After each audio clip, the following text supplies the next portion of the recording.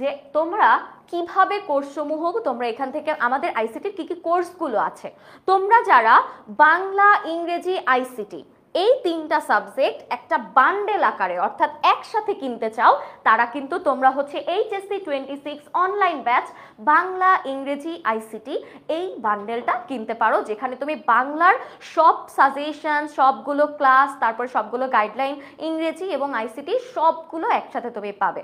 ঠিক আছে?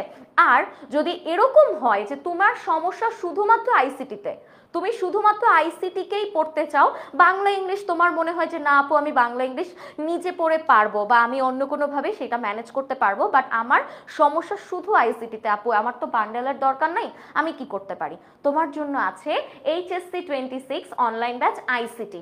অর্থাৎ তোমার সমস্যা যদি শুধু আইসিটিতে থাকে তাহলে তুমি অন্য সাবজেক্ট কেন কিনবা বলো? তোমাদের কথা মাথায় রেখেই কিন্তু আমরা এই প্রথমবার এই চিন্তাটা করেছি যে যার যেই সাবজেক্টে সমস্যা সে শুধু সেই সাবজেক্টটাই কিনুক।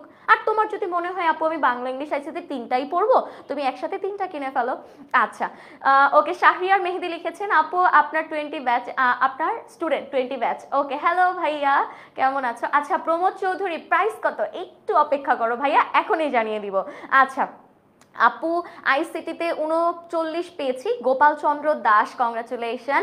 আচ্ছা, এই যে একটু আগে বললাম যে তোমাদের 25 ছিল এসএসসিতে, 25 হচ্ছে প্র্যাকটিক্যালে, 25 দেখা যেত সবাইকেই দিয়ে দিত, আর বাকি যে 25 তোমরা এমসিকিউ দিতা, সেখান থেকে যে যত মার্ক পাইতা সেটা অনুযায়ী হয়ে যেত। এখন কিন্তু সেরকম না, এখন তোমাকে 25 মার্ক প্র্যাকটিক্যালেও আনতে হবে, 25 মার্ক এমসিকিউতেও আনতে হবে, আবার 5টা সৃজনশীল অ্যান্সার তোমাকে করতে হবে।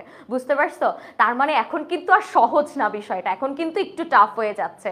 আচ্ছা, এরপরে এখন আসো, আচ্ছা তামিমা এর মধ্যে এনরোল করে ফেলেছে, কংগ্রাচুলেশনস, তোমার সাথে কিন্তু ক্লাসে তাহলে দেখা হচ্ছেই হচ্ছে তামিমা।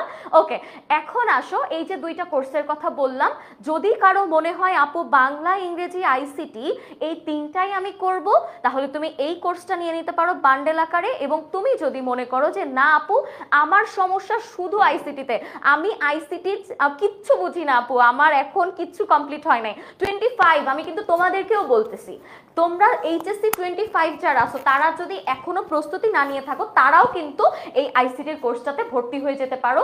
শুধুমাত্র আইসিটির জন্য তোমাদের এইটা একটা ওয়ান স্টপ সলিউশন হবে। তুমি যেমন প্রপার একটা সাজেশন পাবা, পুরো বই কমপ্লিট হবে, একটা প্রপার গাইডলাইন পাবা, এবং আমার বিশ্বাস তুমি যদি শুধু আইসিটিটা ভালো করে এই কোর্সের মাধ্যমে সম্পূর্ণ শেষ করতে পারো, আমার বিশ্বাস তোমার এইচএসসিতে A+ কেউ ঠেকাতে পারবে না ইনশাল্লাহ। ঠিক আছে? ওকে, সবাই একটু লাইভটা শেয়ার করে দাও। আতিকুর রহমান লিখেছেন এক্সাম ডান ম্যাম, ইনশাল্লাহ দেখা যাবে টপ 100-র মধ্যে কে কে থাকবা, দেখি তোমরা কেউ এখানে আছো কিনা। আচ্ছা, ডিসকাউন্টে ভর্তি হতে পারবো কিনা, সাউদা বলেছে অবশ্যই পারবে, কিন্তু আমার মতে ওই যে কমেন্টে দেয়া লিঙ্কটাতে আগে গিয়ে তুমি এক্সামটা দাও, তারপর তুমি যে সারপ্রাইজটা পাবা ওই সারপ্রাইজ তখন তোমার বন্ধুদেরকে বইলো।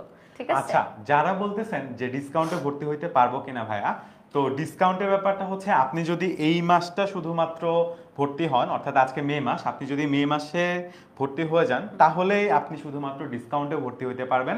জুন মাসের 1 তারিখ থেকে কিন্তু আমাদের কোর্সের প্রাইস অনেক বেশি বেড়ে যাবে।